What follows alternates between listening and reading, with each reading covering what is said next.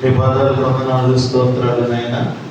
గొప్ప దేవుడా నీకు వందనాలు, ఆశ్చర్యకరుడా నీకు స్తోత్రాలు, ఆలోచనకర్త నీకు వందనాలు, నిత్యుడకు తండ్రి నీకు స్తోత్రాలు, సమాధానాధిపతి నీకు వందనాలు. నిత్యము నైనా వేల దూతలతో పరిశుద్ధుడు పరిశుద్ధుడు పరిశుద్ధుడని తండ్రి కొనియాడబడుచున్న మా దేవ నీకు వందనాలు, స్తోత్రాలు నాయన. ఈ రీతిగా తండ్రి ఈ 6వ నెల మొదటి ఆదివారంలో నాయన మీరు పంపించినటువంటి గొప్ప అవకాశాన్ని బట్టి మీకు వందనాలు. చేరువచ్చిన ప్రతి ఒక్కరిని బట్టి మీకు స్తోత్రాలు దేవా. పాటల ద్వారా, యాక్షన్ సాంగ్స్ ద్వారా మీ నామాన్ని మహిమపరుచుకున్నందుకు మీకు వందనాలు. కథ ద్వారా కూడా తండ్రి మీరు మాతో మాట్లాడి మీ నామాన్ని మహిమపరచండి. సమస్తమైన నీ నామ మహిమార్థమై జరిగించండి. ఈ ఆవరణ నాయన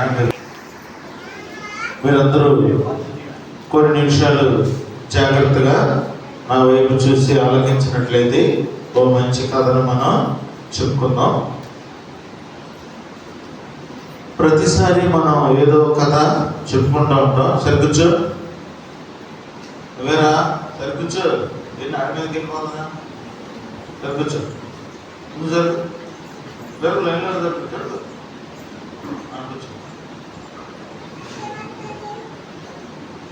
మన జీవితంలో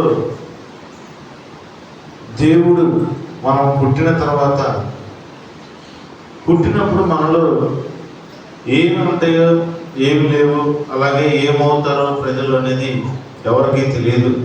కానీ కాలక్రమేపీ మనం పెరుగుతున్న కొద్దీ మనలో కొన్ని వ్యత్యాసాలు చూస్తూ ఉంటాం. బైబిల్లో ఒక కథ ఉంది, వినాలి బాయ్స్. ఏంటి అంటే ఒక అతను తను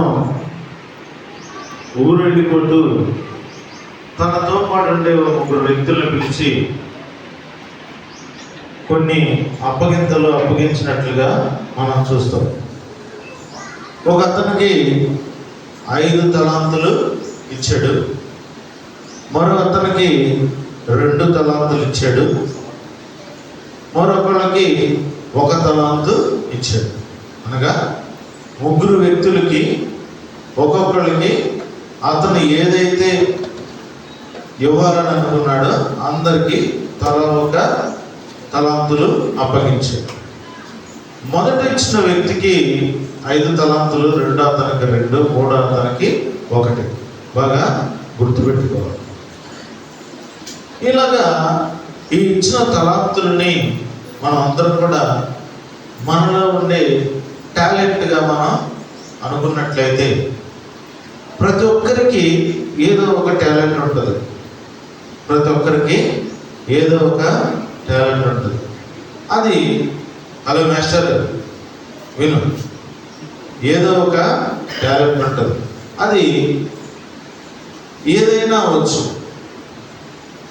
పాటలు పాడే టాలెంట్ ఉండొచ్చు, కొందరికి పాటలు రాసే టాలెంట్ ఉండొచ్చు, కొందరికి డ్రమ్స్ ప్లే చేసే టాలెంట్ ఉండొచ్చు, మరికొందరికి వాక్యం చదివే టాలెంట్ ఉండొచ్చు, మరికొందరికి వాక్యం చెప్పే అవకాశం ఉండొచ్చు. ఇంకా ఇలా మనం చెప్పుకుంటూ పోతే చాలా తలాంతులు దేవుడి ద్వారా మనకి అనుగ్రహించబడుతుంది. అయితే ఇక్కడ వచ్చిన చిక్కు ఎక్కడుంది అంటే దేవుడు ఇచ్చినటువంటి టాలెంట్ని మనం ఎలా ఉపయోగిస్తాము, అదే ఇక్కడ ఉన్నటువంటి పాయింట్. ఇందాక ఓ యజమాని 3 వ్యక్తులను పిలిచి వాళ్ళకు కొన్ని టాలెంట్లు ఇచ్చాడని చెప్పుకున్నాం కదా, తలాంతులు ఇచ్చాడని. 5 తలాంతులు ఇచ్చిన అతన్ని మరలా అతను ఊరెళ్ళి వచ్చిన తర్వాత పిలిచాడు. ఈ 3 వ్యక్తులను పిలిచాడు. పిలిచి 5 తలాంతులు ఇచ్చిన అతన్ని కేకేశాడు. ఫస్ట్ 5 తలాంతులు ఇచ్చిన అతను పిలిస్తే అతను వచ్చి, అయ్యా మీరు నాకు 5 తలాంతులు ఇచ్చారు, నేను మరలా ఇంకో 5 తలాంతులు సంపాదించానని చెప్పాడు. అప్పుడు యజమాని బాగా మెచ్చుకున్నాడు. ఓకే. అలాగే మరలా రెండో అతన్ని పిలిచాడు. 2 తలాంతులు తీసుకున్న అతను కూడా ఆయన కూడా పిలిస్తే ఆయన కూడా ఇలా చెప్తున్నాడు, అయ్యా మీరు నాకు 2 ఇచ్చారు, బాగా కష్టపడి ఆ 2ని ఇంకో 2గా సంపాదించాను అని చెప్పి అతను కూడా చెప్పాడు. అతను కూడా బడా నమ్మకమైన మంచి దాసుడా అని చెప్పి యజమాని పిలిచినట్లుగా వ్రాయబడి. ఇంకొకళ్ళు ఉన్నారు, ఎవరు? 1 తలాంతు తీసుకున్నాడు. అతను మరి నువ్వేం చేసావయ్యా అని అడిగితే, నువ్వు మంచోడు కాదు, నువ్వు ఆయనకి 5 ఇచ్చావు, ఈయనకి 2 ఇచ్చావు, నాకు 1 ఇచ్చావు, కాబట్టి నువ్వు మంచోడు కాదు, నువ్వు విత్తన చోట గోధుమలు కోసే వ్యక్తిలాగా ఉన్నావు, కాబట్టి నువ్వు ఇచ్చిన తలాంతుని నేను జాగ్రత్తగా భూమిలో దాచిపెట్టాను అని చెప్పి వెళ్ళి తీసుకొచ్చి ఆ యొక్క 1 తలాంతుని మళ్ళా యజమానికి ఇచ్చాడు. ఇచ్చినప్పుడు ఈ తలాంతు కూడా తీసుకున్న వ్యక్తి, నేను ఎలాంటి వాడు, నువ్వు ఎలా గెస్ చేస్తావు, ఎలా నువ్వు కనిపెడతావు, ఎలా చెప్తావు నువ్వు మంచోడు కాదని. కాబట్టి ఈ 1 తలాంతు కూడా ఇతని దగ్గర నుంచి తీసుకొని అతన్ని చీకటి గదిలో వేసినట్లుగా చూస్తాం.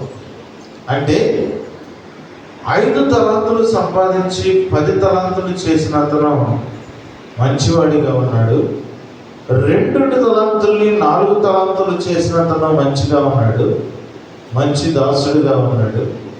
1 తలాంతు తీసుకొని దాన్ని వృద్ధి చేయకుండా దాన్ని భూమిలో పాతిపెట్టి తిరిగి యజమానికి ఇచ్చిన అతన్ని చీకటి కొట్టులో బంధించాడు.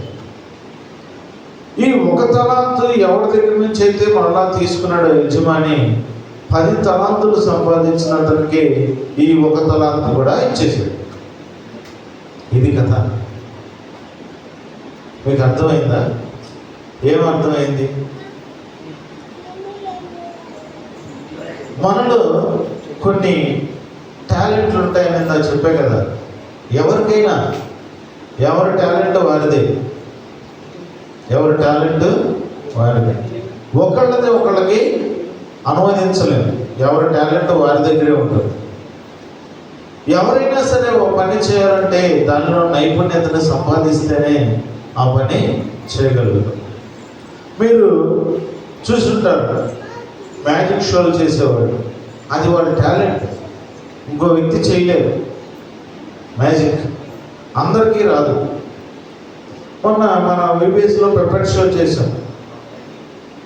అలా చేయటం కూడా ఒక టాలెంట్, అది అందరికీ దొరకదు. అలాగే ఈ నిజ జీవితంలో ప్రతి ఒక్కరికి ఏదో ఒక టాలెంట్ ఉంటుంది. దాన్ని మనం గమనించి జాగ్రత్తగా దాన్ని మనం దేవుని పనిలో ఉపయోగించాలి. ఎక్కడ? దేవుని పనిలో ఉపయోగించాలి. ఇప్పుడు మనకి పాటలు పాడే టాలెంట్ ఉంది, కానీ దేవుని పాటలు పాడాలంటే అందరూ నేను పాడను అయ్యో నాకు భయం అంటారు. అదే వేరే పాట పాడమంటే బీభత్సంగా కదా. ఒక్కొక్కరికి ఒక్కొక్క టాలెంట్ ఉంటుంది, అది ఎవరు ఏదైనా వచ్చు. ప్రార్థన చేయడం ఒక టాలెంట్ అనుకుందాం. ప్రార్థన చేయకంటే అయ్యో నాకు భయం అంటారు. ఎందుకని?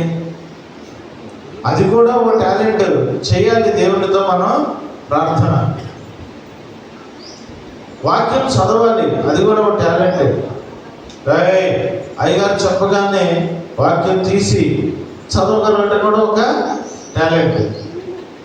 అందరూ చదువుతారు, కానీ చదవమన్నప్పుడు చదవటమే టాలెంట్.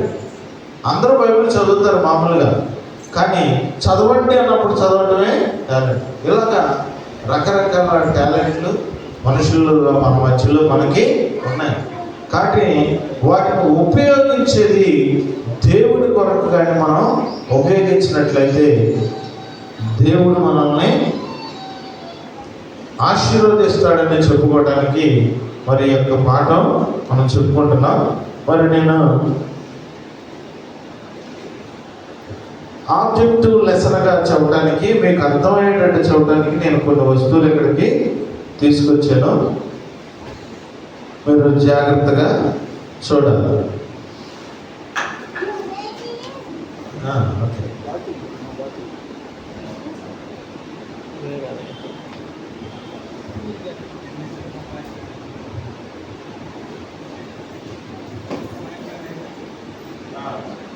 చూడండి, ఇక్కడ ఏమున్నాయి? బెలూన్స్. అలాగే ఇక్కడ దీంట్లో మీకు ఏం కనబడుతుంది? తెల్లగా పౌడర్ ఉంది కదా, ఇదేంటి? బాటిల్. ఏమంటారు దీంట్లో? ఇది కనపడుతుంది కదా మీకు? కనపడుతుందా?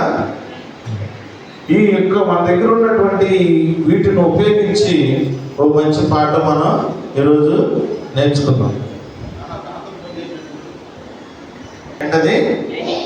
Baking soda. ఇది ఖాళీ బాటిల్, ఇది వెనిగర్. ఓకేనా? ఇప్పుడు దీన్ని, ఈ వెనిగర్ని మనం టాలెంట్ గా దేవుని పనిగా చూద్దాం. ఇదేంటి? దేవుని యొక్క పని. అంటే సండే స్కూల్ నడుపుకోవడం కానీ, సండే స్కూల్కి రావడం కానీ, దేవుని పరిచర్య చేయడం కానీ ఈ వెనిగర్తో పోల్చండి. ఎలా విన్నావా? ఇప్పుడు నేనేం చెప్పాను చెప్పు. ఇవే ఏంటది? దేవుని మినిస్ట్రీకి సంబంధించినటువంటిది, దేవుని పని. విను, ఇది దేవుని యొక్క పని అనుకోండి. ఓకే? ఇది ఎంటీ బాటిల్ కదా, ఇది మనం, ఇది మనం ఇప్పుడు ఎలా ఉంది? సింపుల్గా ఉన్నాం కదా. ఇప్పుడు ఈ బేకింగ్ సోడాని టాలెంట్గా చెప్పుకుందాం. ఇదేంటి? టాలెంట్. ఏంటది? టాలెంట్. మనలో ఉన్నటువంటి టాలెంట్ అనమాట. అది మీరు ఏదైనా చెప్పవచ్చు, ఏదైనా సరే ఇది టాలెంట్. ఇంత చెప్పుకున్నాం కదా, దేవుని కోసం పాట పాడడం ఒక టాలెంట్, అలాగే వాక్యం చదవడం ఒక టాలెంట్, అలాగే ప్రార్థన చేయటం ఒక టాలెంట్, అలాగే ఇంకా డ్రమ్స్ ప్లే చేయటం ఒక టాలెంట్. ఇలాగా రకరకాల టాలెంట్లు మనుషులైన మన మధ్యలో ఉన్నాయా? ఏంట్రా పొలం పాడైపోయింది, ఒకరు కూడా ఎవరు సరిలేదురా.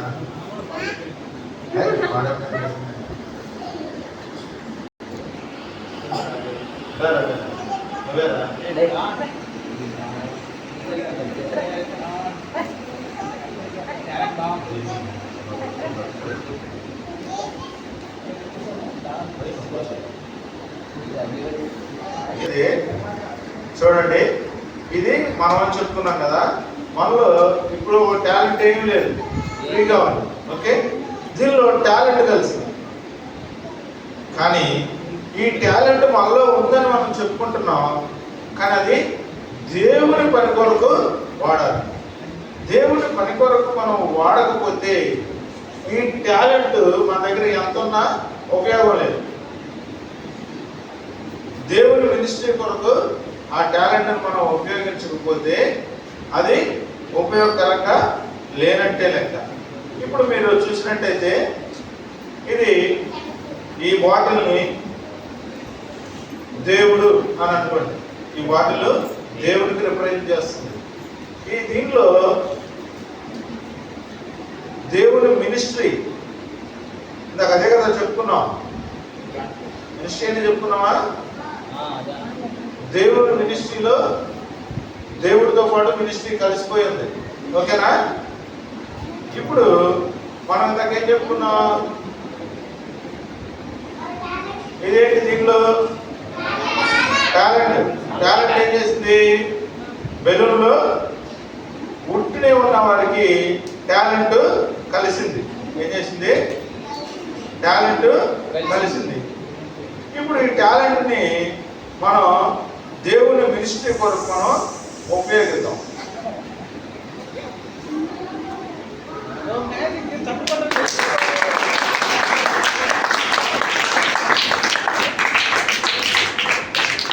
ఓకే,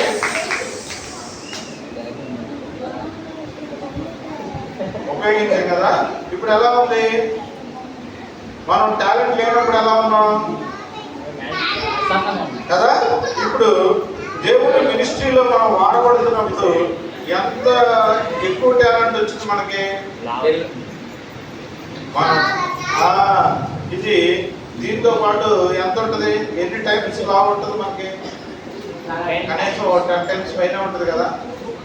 దేవుని మినిస్ట్రీలో, దేవుని పనిలో మనం కానీ మన తలాంతులు, మన టాలెంట్ని వాడుకున్నప్పుడు దేవుడు మనల్ని ఇలాగా ఆశీర్వదిస్తాడు. ఎలాగా? ఎంత ఎక్కువగా దేవుడు మనల్ని ఆశీర్వదిస్తాడు.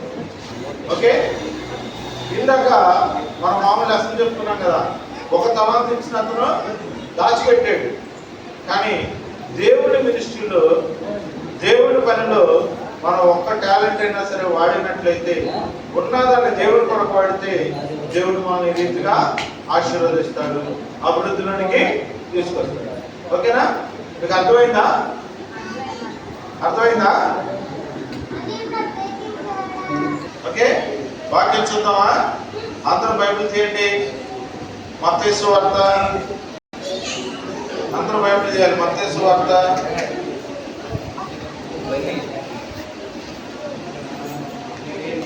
మత్తయి సువార్త 25వ అధ్యాయం తీయాలి అందరూ. మత్తయి సువార్త 25వ అధ్యాయం మనం చూసినట్లయితే దానిలో 25వ అధ్యాయం మనం చూసినట్లయితే దానిలో దేవుని యొక్క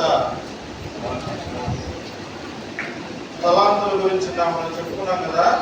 ఆ తలాంతుల విషయం అక్కడ వాక్య రూపంలో మనకి కనబడుతుంది. అందరూ బైబిల్ చూడండి. 25వ అధ్యాయం తీసారా అందరూ? ఎలా వాయిస్ తీసారా?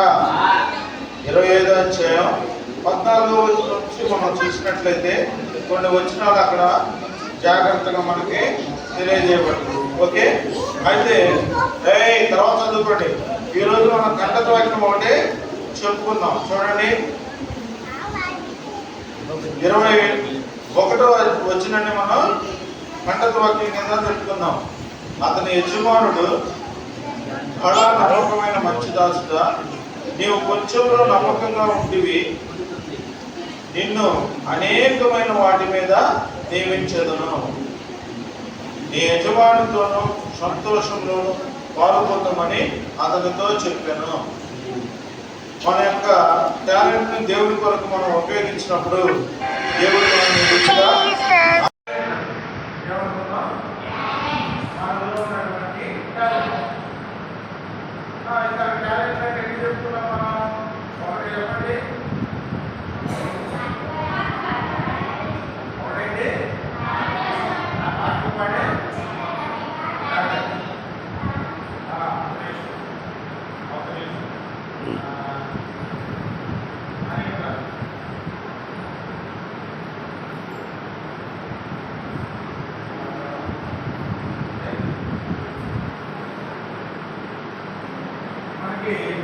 పాటలు పాడే టాలెంట్ ఇంకోటి అనుకున్నాం అనుకోండి.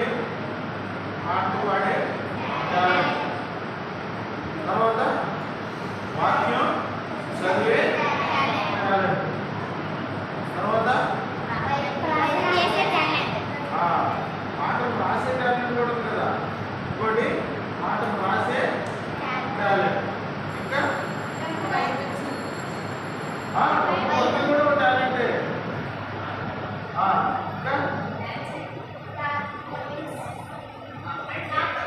చెప్పాలి వాక్యం, వాక్యం చదివే టాలెంట్. ఇప్పుడు ఈ పాటలు పాడే టాలెంట్ చూసావా? దేవుని పాటలు పాడకుండా మిగతా పాటలన్నీ పాడేవాళ్ళు చాలా మంది ఉన్నారు. ఆ పాటల మీద మంచి టాలెంట్ ఉంటారు. కానీ దేవుడి పాటలు పాడంటే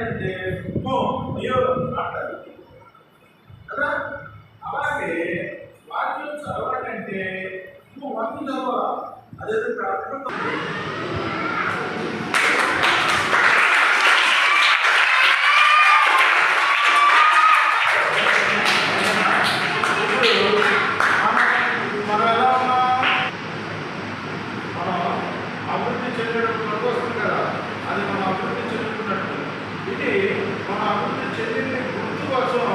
దేవుడు మనల్ని చూపిస్తున్నాడు. ఇలా ఉన్న మనం ఇలా ఎదుగుతున్నాం ఎక్కడ?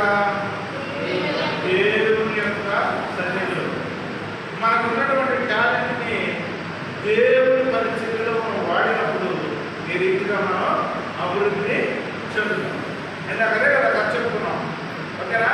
కాబట్టి దేవుని పనిలో మనం ఎంత టాలెంట్ పట్టుకొని మనం దేవుని పని చేస్తామో అలా చేసిన కొలది దేవుడు మనల్ని అభివృద్ధి చేస్తాడు. అది ఎంతనే చెప్పాలి.